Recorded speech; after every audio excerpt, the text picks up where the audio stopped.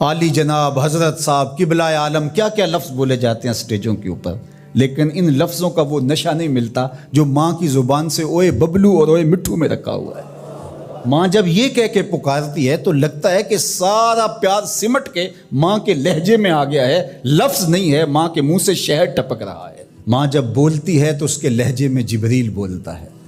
ماں جب مسکراتی ہے تو لگتا ہے جنت کی ساری کلیاں کھل اٹھی ہیں۔ ماں جب پیار سے دیکھ رہی ہوتی ہے تو لگتا ہے عرش سے رحمتیں اتر رہی۔ اللہ نے ماں کے سینے کے اندر وہ محبت، وہ تڑپ رکھی ہے، وہ ایک کائنات رکھ دی ہے الفتوں کی کہ جس کا نعم البدل کیا بدل بھی موجود نہیں ہے۔ وہ پیار رکھ دیا، وہ درد رکھ دیا، وہ درک رکھ دیا، وہ الفت رکھ دی ماں کے سینے کے اندر۔ ایک شاعر ہوا تابش، اس نے ماں کے پیار کو کتنے خوبصورت پیرائے میں بیان کیا۔ ایک مدت سے میری ماں نہیں سوئی تابش، میں نے ایک بار کہا تھا مجھے رات کو ڈر لگتا ہے۔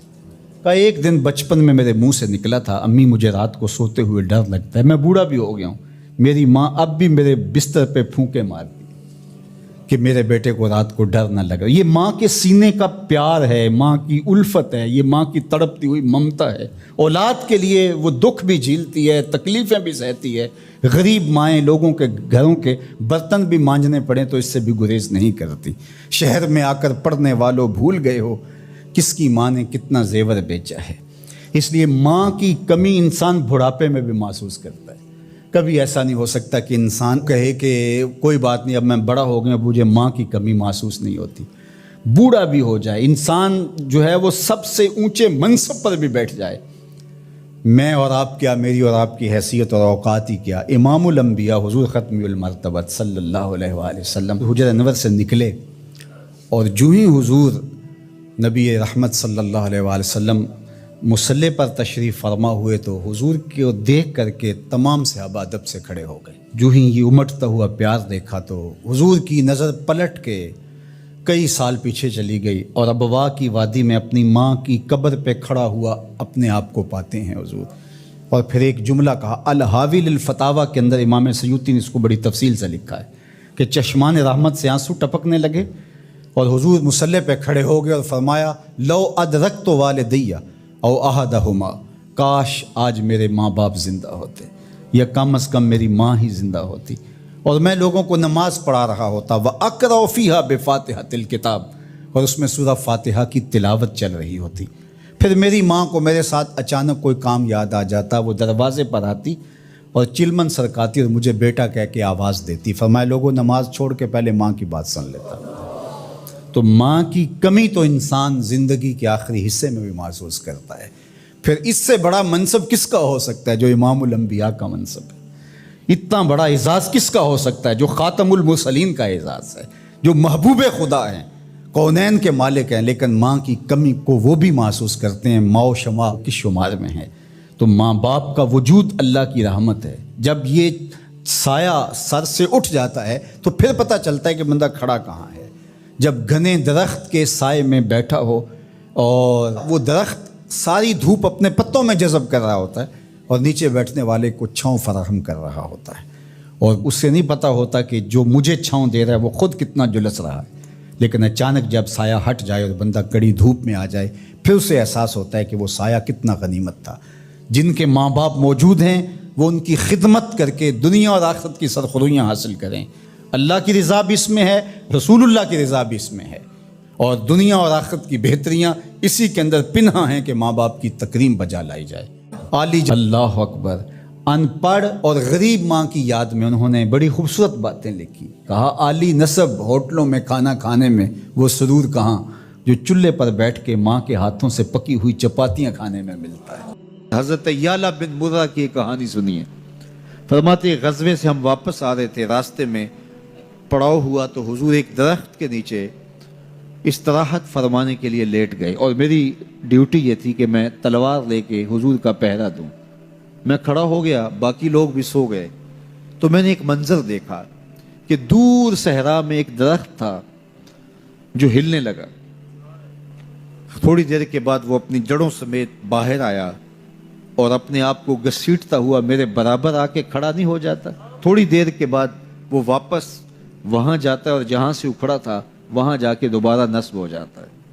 میرے لیے بڑے اچنبے کی بات تھی، لیکن میرے پاس کوئی تھا ہی نہیں کہ جس سے میں بات کر سکوں۔ حضور تھے تو استراحت فرما رہے تھے اور میں حضور کے آرام میں خلل نہیں ڈالنا چاہتا تھا۔ خیر حضور بیدار ہوئے تو میں نے سلام عرض کرنے کے بعد جو پہلی بات کہی وہ یہی تھی، میں نے کہا حضور وہ جو سامنے درخت ہے تھوڑی دیر پہلے وہ اپنی جگہ سے اکھڑا تھا، شاخوں کے بل اپنے آپ کو گھسیٹتا ہوا یہاں پہنچا، پھر میرے برابر آ کے کھڑا ہو گیا، پھر تھوڑی دیر کے بعد واپس وہاں جا کے نصب ہو گیا۔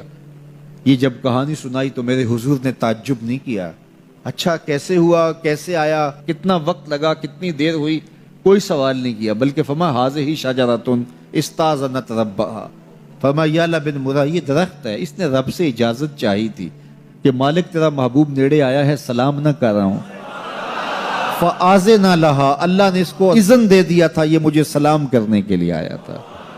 درختوں کے کلیجے بھی تڑپتے ہیں کہ حضور کو سلام کیا جائے۔ وہ کہانی تو آپ نہیں بھول سکتے جب ایک اعرابی نے کہا کہ حضور میں آپ کو نبی تب مانوں گا اگر وہ درخت آپ کی نبوت کی گواہی دے گا، آپ اگر اس کو بلائیں گے۔ تو میرے حضور فرماتے ہیں میں نے کیا بلانا، جا کے تو ہی کہہ دے تجھے اللہ کا رسول بلا رہا ہے۔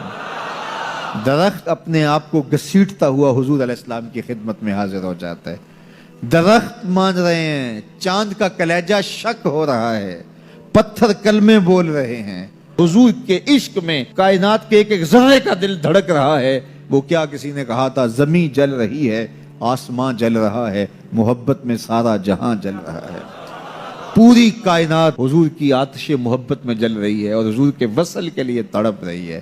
درخت ہوں، پتھر ہوں، اشجار ہوں، وہ اونٹنی جس پہ حضور سوار ہوتے تھے، غدبہ نامی اونٹنی، آپ تاریخ پڑھیں حضور کے وصال کے بعد وہ چارہ نہیں کھاتی تھی، چارہ چھوڑ دیا تھا، رو رو کے نابینا ہو گئی وہ اونٹنی، اور صحابہ نے اس کی آنکھوں پہ پٹی باندھ دی تھی، اس نے رو رو کے جان دے دی۔ جب حضور چلے گئے ہیں تو ہم نے جی کے کیا لینا ہے۔ آپ نے محبت کی لوگ داستانیں سنی ہوں گی، محبوں نے محبوبوں کے لیے کیا کچھ کیا، نہریں کھودی، تکلیفیں سہی، اذیتوں سے گزرے، سولیوں پہ چڑھ گئے، لیکن آپ نے آج تک ایسا منظر نہیں دیکھا ہوگا کہ محبوب نے لب پھینکا ہو اور محب نے اپنے ہاتھوں پہ لے کے چہرے پہ مل لیا ہو۔ محبوب کے وضو کے پانی کو زمین پہ نہیں گرنے دیتے۔ عروہ بن مسعود صلح حدیبیہ کے موقع پر واپس جب گیا تو اس نے قریش مکہ کو جا کے کہا میں تمہاری جانب سے سفیر بن کے بڑے بڑے بادشاہوں کے درباروں میں گیا ہوں، واللہ اصحاب محمد کو جو میں نے محمد صلی اللہ علیہ وسلم کی تعظیم کرتے ہوئے دیکھا ہے، واللہ آج تک کسی بادشاہ کی بھی وہ تعظیم ہوتے ہوئے نہیں دیکھی، اور جو ان کا لعاب زمین پہ نہیں گرنے دیتے، ان کے وضو کا پانی نہیں زمین پہ گرنے دیتے، وہ ان کا خون کیسے گرنے دے۔ تو جنگ کا ارادہ ترک کر دو۔ تاریخ بتاتی ہے صلح حدیبیہ کے بعد سیدھا فتح مکہ ہوا ہے، قریش کے ساتھ پھر کوئی جنگ نہیں ہوئی، اس لیے کہ ان کے دلوں پر ایک رعب بیٹھ گیا تھا۔ جب امت نبی کی تعظیم اور تکریم بجا لاتی ہے تو بتائیے کہ پھر اس امت کو تسخیر کیا جا سکتا ہے؟ وہ ناقابل تسخیر۔ جب امت اپنے نبی کی تعظیم نہ کر سکے تو پھر اس کو جس طرح چاہو جو ہے وہ مسخر کر لو، وہ ایک بھوسا ہوتا ہے، اس کے علاوہ کچھ نہیں ہوتا۔ اس لیے اگر آپ مجھے پوچھیں کہ دین ہے کیا، تو ایک تو ہے کہ اس عنوان سے ایک الگ گفتگو کی جائے کہ دین کیا ہے، لیکن دو لفظوں میں اگر آپ مجھ سے پوچھنا چاہیں اور میں آپ کو بتانا چاہوں تو مجھے اقبال علیہ رحمہ کا لہجہ ادھار لینا پڑے گا۔ انہوں نے کہا دین سراپا سوختن اندر طلب، انتہائش عشق آغازش ادب، طلب محبوب میں تڑپنے کا نام دین ہے، جو ادب سے شروع ہوتا ہے عشق پہ ختم ہو جاتا ہے۔